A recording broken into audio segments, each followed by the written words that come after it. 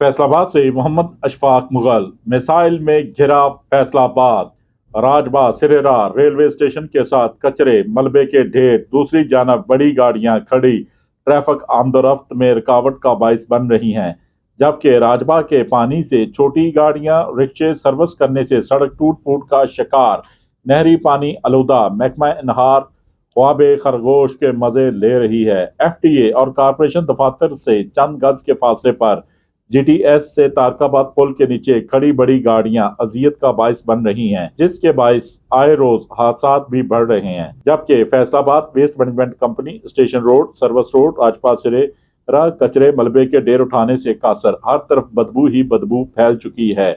महकमा अनहार भी नहरी पानी को आलूदा करने, गाड़ियों रिक्शों को धोने वालों को खुली छुट्टी देकर सड़क पर कचड़, सड़क टूटने, पानी गंदा होने से बचाने की बजाय दफातर तक महदूद हो गया है।